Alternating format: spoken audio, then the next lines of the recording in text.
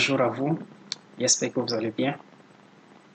Pour ceux qui ne me connaissent pas, je suis Daouda Gwem, je suis burkinabé, étudiant en génie électrique à l'école supérieure de technologie de Dakhla. Bon, aujourd'hui, nous allons commencer avec notre toute première vidéo consacrée à la thermodynamique. Donc, d'abord, c'est quoi la thermodynamique? Il faut savoir que la thermodynamique, c'est une branche de la physique qui étudie le comportement thermique des corps, plus exactement les mouvements de chaleur. De façon plus générale, elle s'intéresse à l'étude de l'énergie et de ses transformations. Donc, voilà le plan du cours. En chapitre 1, nous verrons les outils mathématiques. Au deuxième chapitre, nous verrons l'introduction à la thermodynamique. Au troisième chapitre, les notions de base. Au quatrième, le premier principe de la thermodynamique. Au cinquième chapitre, nous verrons le second principe de la thermodynamique et nous terminerons avec le chapitre 6 concernant les machines thermiques. Donc, avant d'aborder la notion de thermodynamique, il est nécessaire pour nous de revoir quelques outils mathématiques qui nous permettront d'aborder la thermodynamique avec aisance. Donc, c'est ce que nous verrons au chapitre 1 dans cette vidéo.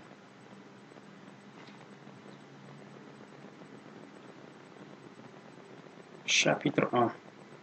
Les outils mathématiques au cours de la thermodynamique. Donc, c'est ce que nous verrons ici. Nous avons souvent affaire à des fonctions d'une ou de plusieurs variables pour décrire le comportement d'un système. Donc, pour décrire le comportement d'un système ou pour présenter l'état d'un système, nous avons une fonction de plusieurs variables, constituée de plusieurs variables. Donc, quelques exemples pour que vous puissiez comprendre. Si on a la variable c'est x, l'inconnu. Si on a g facteur x, y, ça veut dire ici que nous avons affaire à une fonction à xn.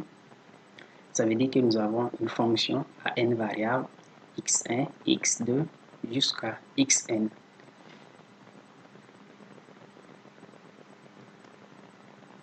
Chaque dérivée partielle.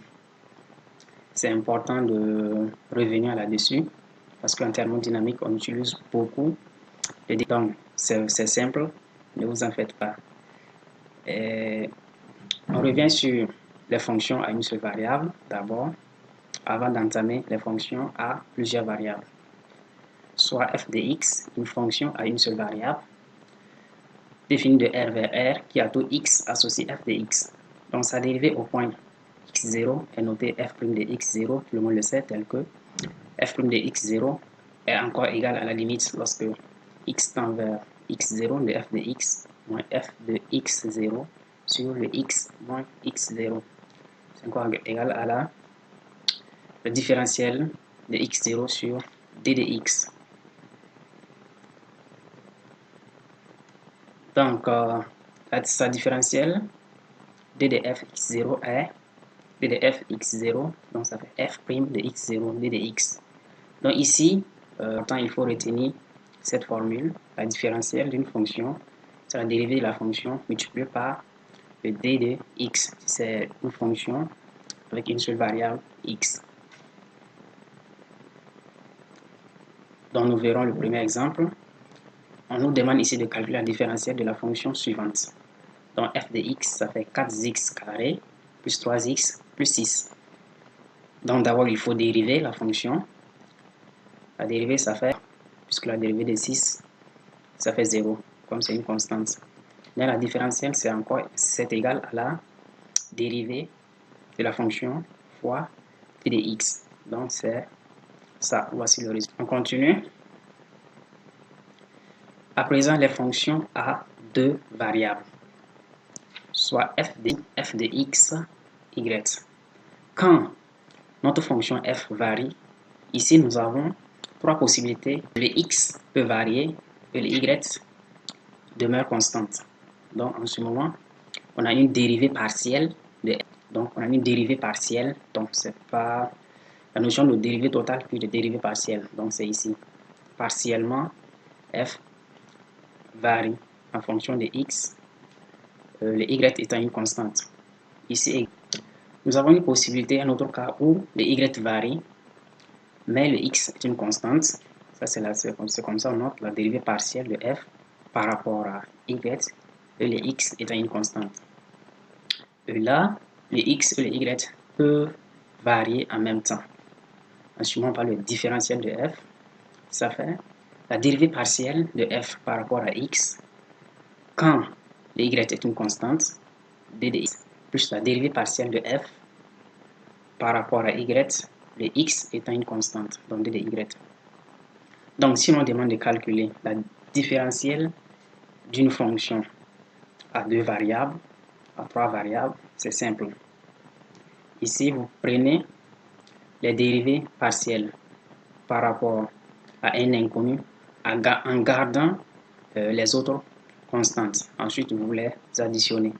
Donc ici, vous retenez cette formule, la formule de la différentielle pour une fonction à deux variables.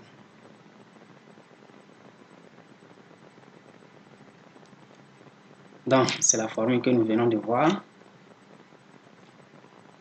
Quelques explications supplémentaires. Les dérivées partielles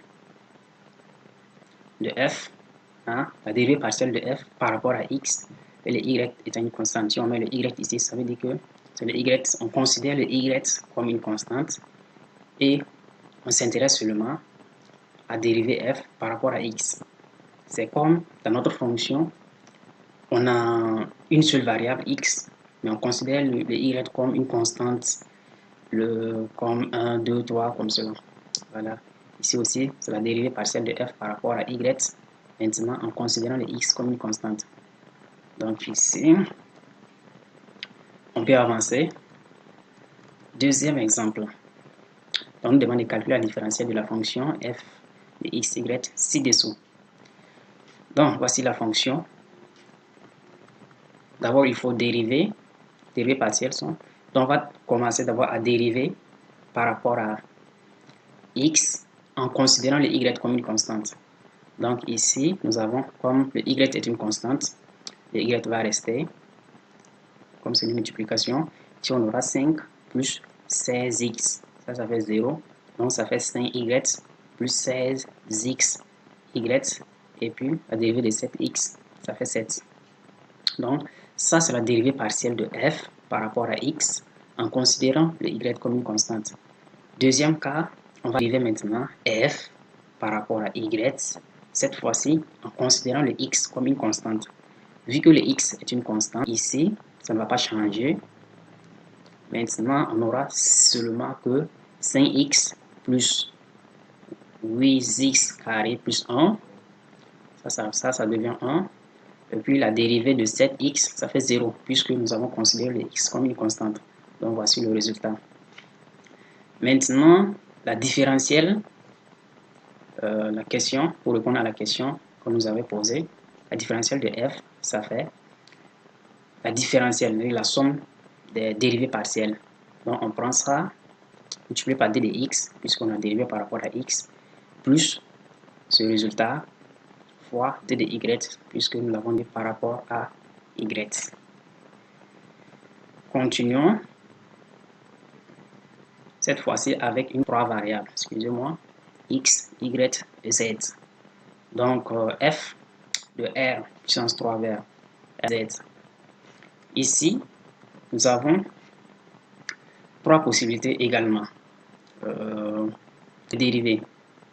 Donc, le x peut varier, mais le y et le z sont des constantes, ou les x et le z sont des constantes, c'est seulement le y qui varie, ou bien les x et les y sont les z qui varient.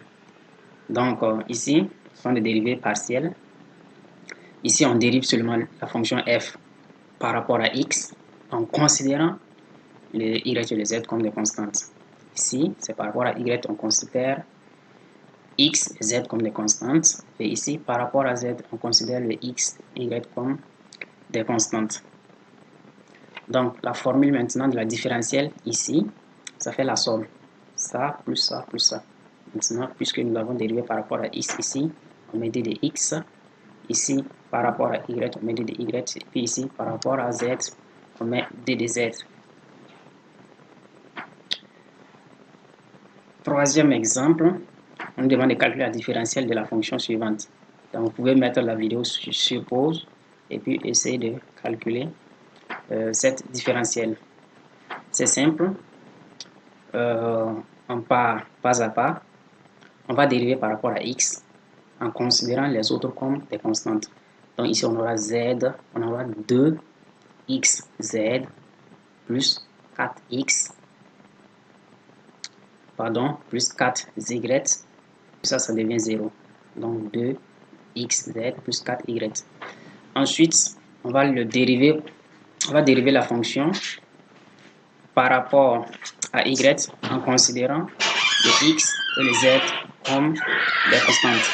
Donc ici, par rapport à y, on considère le x et le y comme des constantes. Donc, puisque le x et le z sont des constantes, ici ça devient 0. Ici on aura seulement 4x, et puis là ça fait 0. Donc le résultat ça fait 4x seulement. En bas, on le dérive par rapport à z, en considérant les x et les y comme des constantes.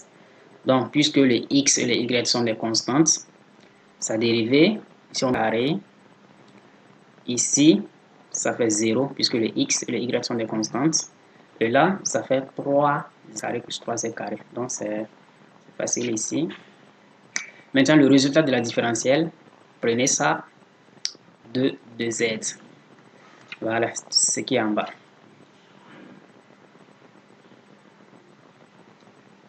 De la dérivée partielle. Donc, la dérivée partielle 2 fois. C'est comme pour les fonctions à une seule variable. On parle de dérivée seconde. Donc, voici la formule différentielle pour une fonction à 2 variables. Les dérivées partielles secondes sont. Donc, pour une fonction à 2 variables, nous avons ici 4 dérivées partielles. Par exemple, si nous avons déjà, parce que là, on a dit que c'est une fonction à 2 variables, si on a déjà dérivé la fonction par rapport à x, partiellement par rapport à x, on peut le dériver encore partiellement par rapport à x. Donc, ça fait la dérivée partielle par rapport à x de la fonction dérivée par rapport à x. Donc, ça fait la dérivée seconde. Ou bien, premièrement, nous l'avons dérivé par rapport à x, mais cette fois-ci, on le dérive partiellement par rapport à y. C'est ça comme ça. Donc, en bas, pour ne pas vous tromper, vous verrez ici, dérivé partiel par rapport à x, dérivé partiel par rapport à y. Donc, si on vous demande de calculer ça, donc vous allez d'abord dériver par rapport à x, ce qui est à droite. Le résultat, vous le dérivez partiellement par rapport à y. Donc, ne tombez pas dans ce piège. Aussi, c'est pareil. Pour le cas de y, c'est pareil. Premièrement, nous l'avons dérivé par rapport à y. Ensuite, on le dérive par rapport à x. Et là aussi, c'est un peu pareil. Donc, dérivé par rapport à y partiellement. Ensuite, on refait la même chose avec le résultat trouvé. Donc, on continue cette fois-ci avec la différentielle totale exacte. Différentielle totale exacte. Parce que nous avons vu en haut le différentiel seulement. Donc, le théorème dit d de f peut être considéré comme une différentielle totale exacte si et seulement si les dérivées partielles secondes croisées sont égales. Donc, j'espère que c'est facile le français. Donc ici, on dit, pour une fonction à 2 variables, si on dérive partiellement f par rapport à y et on prend le résultat, on le dérive partiellement par rapport à x, on garde ce résultat à côté. Ensuite, on prend la même fonction. On commence d'abord à le dériver partiellement par rapport à x. Ensuite, on le dérive maintenant partiellement par rapport à y. Et on met ce résultat à côté. Si on compare ces deux résultats, eux ils sont égaux, alors on peut considérer que la différentielle de la fonction est totale exacte. Donc voici le résumé de ces deux égalités sont égaux. Donc on continue.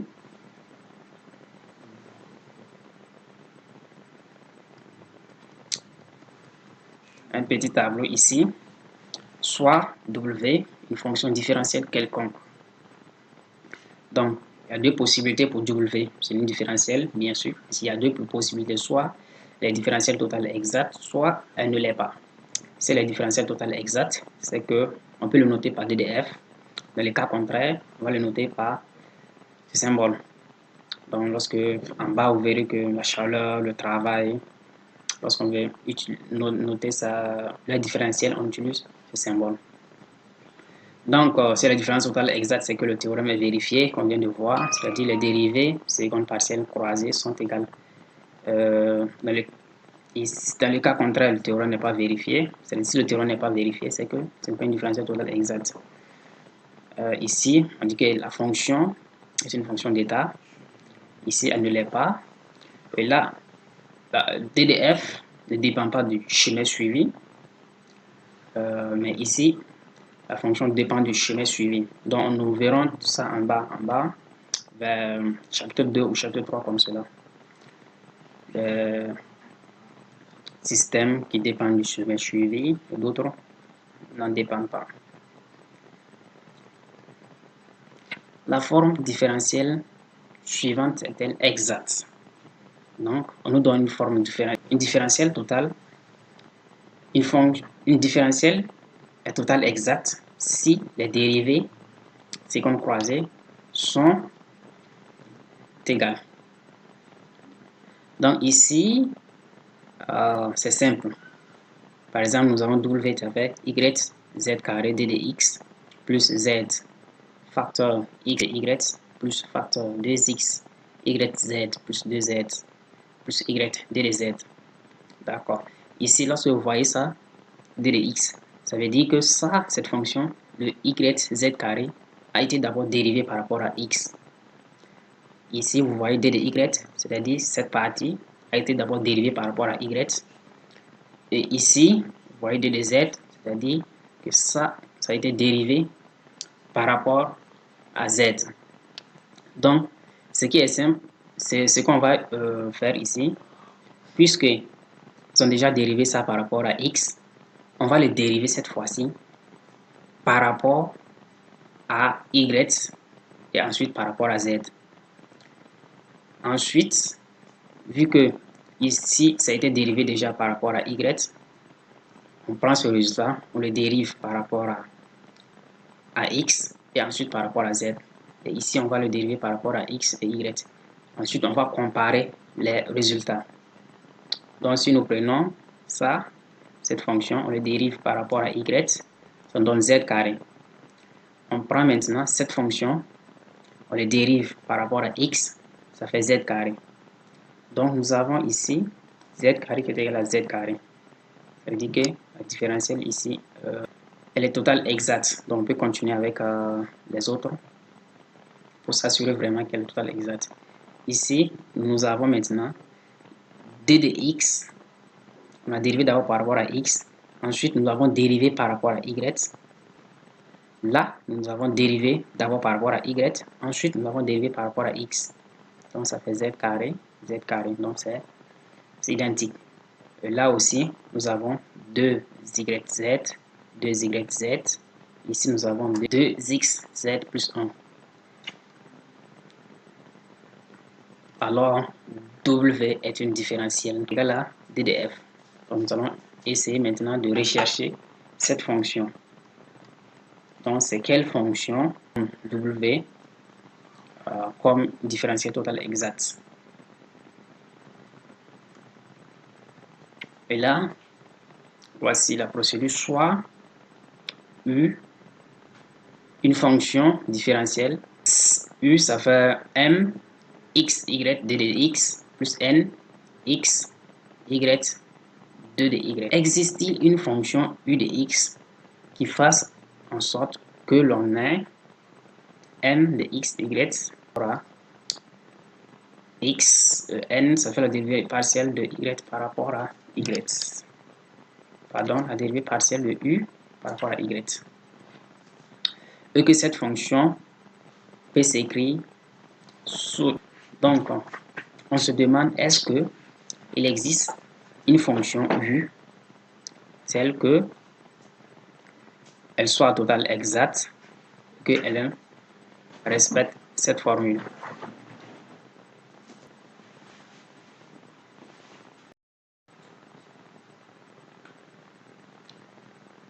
Ici, on va essayer de montrer ici comment rechercher la fonction.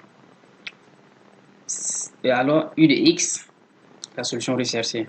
Donc, pour cela, il faut démontrer que, vu que le u est une fonction d'état, c'est-à-dire,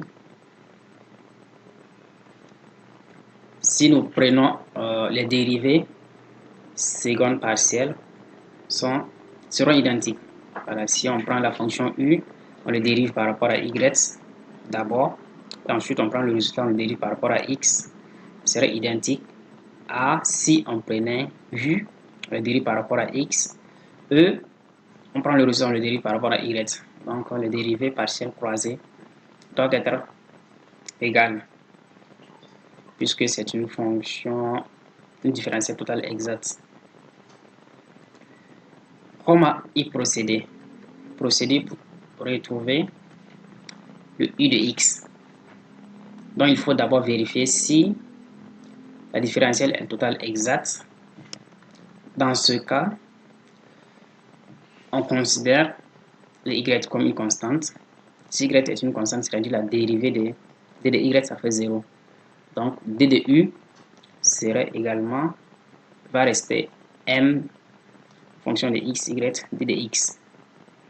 Ensuite, nous allons intégrer l'équation 1, on met des intégrales.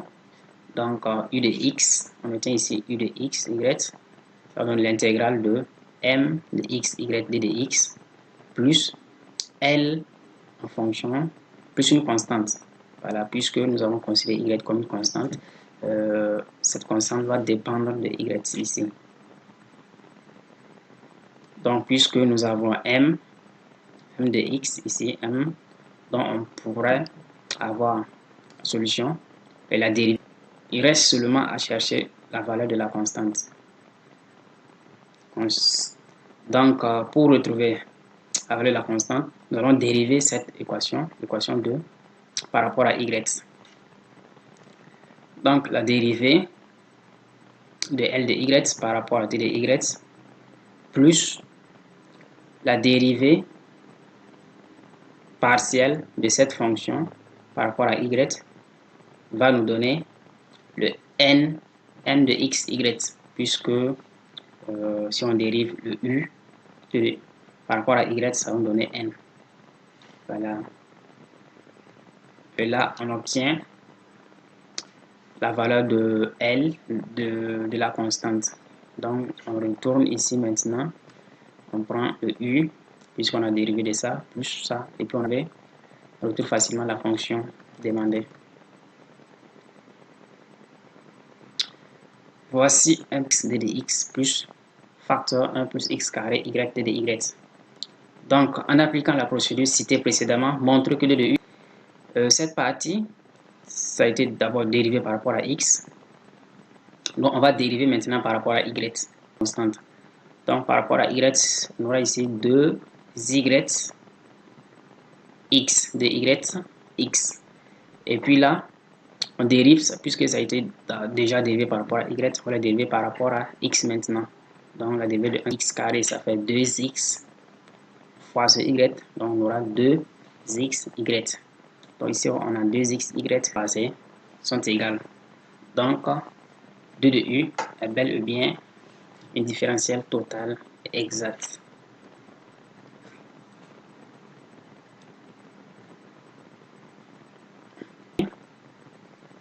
La fonction u de x, puisque nous avons seulement ici que u, 2 de u.